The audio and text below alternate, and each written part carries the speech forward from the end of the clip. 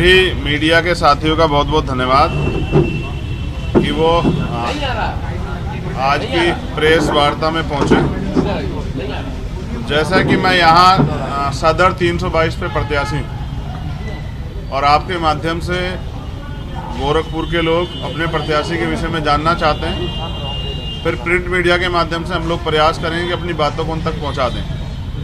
लेकिन मैंने कल कहा था कि कुछ जो ज़रूरी चीज़ें हैं जिन पे बात होनी चाहिए, तो वो 5-6 पॉइंट है, पहले मैं उन पे अपनी बात रख दूं, फिर जो आपके सवाल होंगे उन पे भी अपनी बात रखूंगा।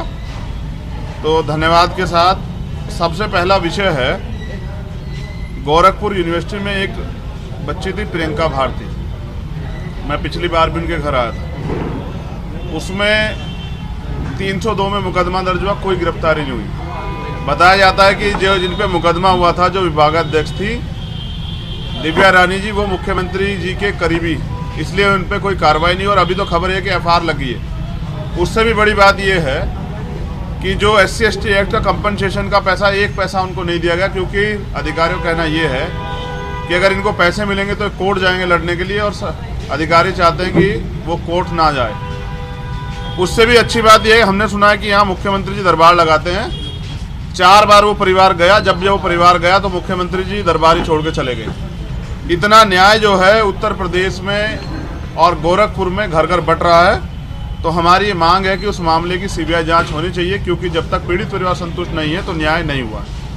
और मुझे विश्वास है कि मुख्यमंत्री जी दलितों का दर्द सुनेंगे, उस पर बेबस परिवार का दर्द सुनेंगे, भागने के बजाय इसमें CBI जांच के आदेश देंगे। कई मामलों में हुआ तो न्याय जो है वो आसान हुआ है। दूसरी बात है, व्यक्तिगत कारणों से 5 साल में उत्तर प्रदेश में लगभग 123 लोगों पर रासुका लगी, उनमें से एक मैं भी हूँ, जिसका दोष ये था कि वो अपने समाज के हितों की लड़ाई लड़ रहे थे। 123 में से कोर्ट ने 102 मामले खारिज कर दिए, क्योंकि वो कहीं ना कहीं राजनीतिक साजिश के थ्रू लगाए गए थे। 15 लोग सिर्फ अकेले गोरखपुर में, और वो 15 लोगों में से मैक्सिमम लोग वो हैं जो मुख्यमंत्री जी के खिलाफ बोले।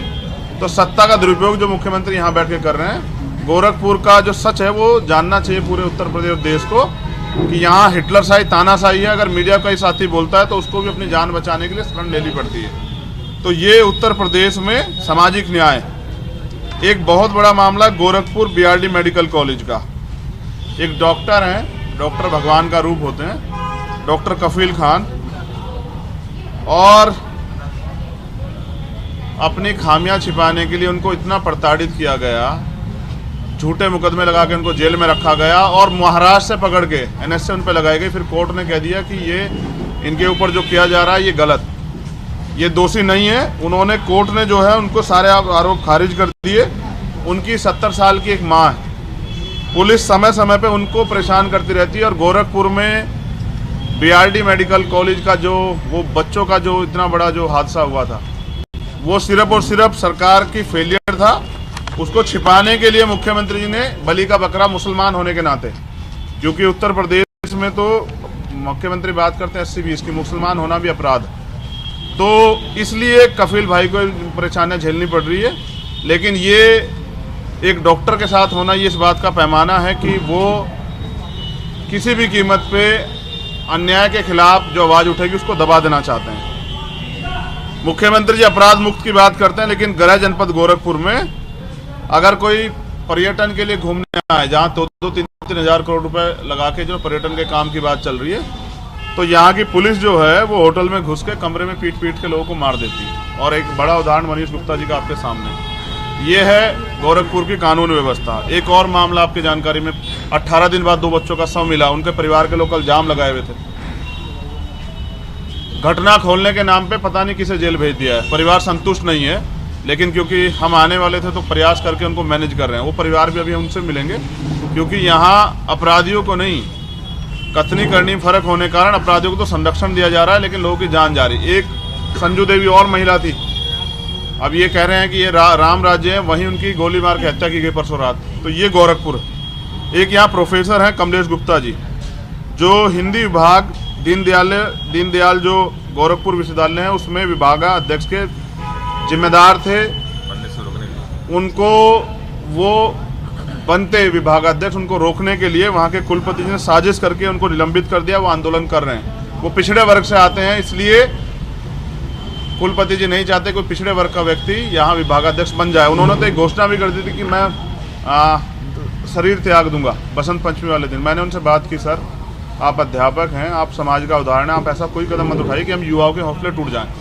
उन्होंने अपना प्रण वापस लिया, लेकिन वो आंदोलन कर रहे हैं। तो ये गोरखपुर का विश्वास है, जिस विश्वास के बाद मुख्यमंत्री करते हैं कि यहाँ जनता में बड़ा विश्वास है।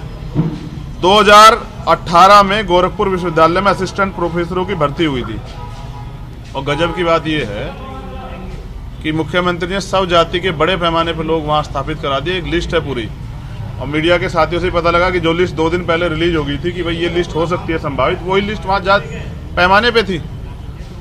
मुख्यमंत्री जी कहते हैं दलितों के हितैषी हैं, उनके घर खाना खाने जाते हैं, लेकिन प्रमोशन में रिजर्वेशन का इतना इंपॉर्टेंट मामला 3 साल से उनके डस्टबिन में पड़ा हुआ है, अब तक उन्होंने उस पर कोई कार्रवाई नहीं की। ये है बीजेपी और उत्तर प्रदेश के मुख्यमंत्री, जबकि सुप्रीम कोर्ट का ऑर्डर है कि आप सरकार चाहे तो आंकड़े जुटा के दे सकती है, वो देना नहीं चाहते। इससे क्या होगा, एक तो प्रमोशन रिजर्व होगा तो दलितों को सशक्तिकरण मिलेगा, दूसरा बैकलॉग आएगा तो नई नियुक्तियां होगी। तो ये भी मुख्यमंत्री नहीं कर पा रहे। 69 शिक्षक भर्ती का मामला आप जानते हैं, और मैं पूरी जिम्मेदारी से कह रहा हूँ मुख्यमंत्री इसके बाद चाहे मेरे ऊपर मुकदमा करा दें। 69,000 शिक्षक भर्ती में घोटाला हुआ था, मुख्यमंत्री जी ने एक्सेप्ट किया, 6800 वैकेंसी रिलीज की, कोर्ट ने भी कह दिया कि मिलना चाहिए, लेकिन घोटाला करने वाले की जगह जेल में होनी चाहिए, नहीं होनी चाहिए। उन पे 420 का मुकदमा दर्ज होता, लेकिन करे कौन? पुलिस प्रशासन तो नतमस्तक है। तो जिस मुख्यमंत्री को, जैसे ओम प्रकाश चौटाला जेल रहे थे, जिस मुख्यमंत्री को जेल जाना चाहिए था, वो लोगों कह रहे हैं कि सरकार गर्मी ठंडी कर देंगे, शिमला बना देंगे। ये असंवैधानिक भाषा ना किसी संत की हो सकती, ना ही मुख्यमंत्री की। तो मैं तो चाहता हूं कि जितना जल्दी सरकार बदलेगी तो हम मुख्यमंत्री जी पे 69,000 शिक्षक भर्ती में जो पिछड़े दलितों का हक छीना, 20,000 पदों का घोटाले में जांच करवा के, मुकदमा दर्ज करवा के मुख्यमंत्री जी को जेल भेजेंगे। मुख्यमंत्री जी सुन लें। और अब मैं चंद्रशेखर आजाद, सहारनपुर उत्तर प्रदेश का रहने वाला, मुख्यमंत्री जी से नजदीक हूँ। वो उत्तराखंड का है, मैं उत्तर प्रदेश का हूँ। हम पिछले 5 साल यहाँ लड़ते रहे, और अब भी हम गोरखपुर लड़ने के लिए, क्योंकि हमने घोषणा की थी जहाँ से मुख्यमंत्री लड़ेंगे हम लड़ेंगे। मुख्यमंत्री जी पहले अयोध्या कहते रहे, फिर मथुरा, और उसके बाद रिवर्स गियर लगाया। मैंने पहली बार देखा कि रिवर्स भी 4th गियर होता है, सीधे अयोध्या। और अयोध्या में भी बड़ा खेल किया है परिसीमन में। जो माइनॉरिटी का वोट, जो मन बनाए बैठा था कि मुख्यमंत्री को सबक सिखाना, जिन्होंने अन्याय सहा है, उस वोट को डिवाइड कर दिया दूसरी विधानसभा में। इस परिसीमन पे भी दोबारा बड़ा काम होगा। जैसे गोरखपुर की जनता ने TN सिंह जी को सबक सिखाया 1971 में, जैसे गोरखपुर की जनता ने उपचुनाव में इनको सबक सिखाया, ऐसे ही इस बार के विधानसभा चुनाव में भी गोरखपुर की जनता मुख्यमंत्री जी को सबक सिखा के बताएगी कि ना तो गोरखपुर की जनता गुलाम है, वो लड़ने वाले को पसंद करते हैं, ना ही मुख्यमंत्री जी यहाँ के तानाशाह हैं, हिटलर है, ना ही मालिक।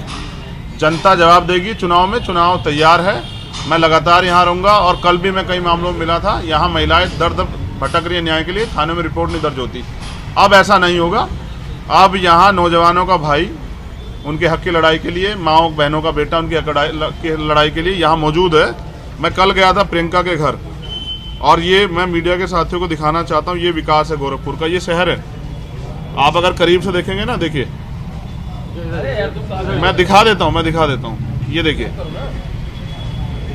ये गोरखपुर का विकास है। दूध की नदियां बह रही है। ये प्रियंका जी की गली का है। कौन सी जगह? शिवपुर का, नगर में ही है। शिवपुर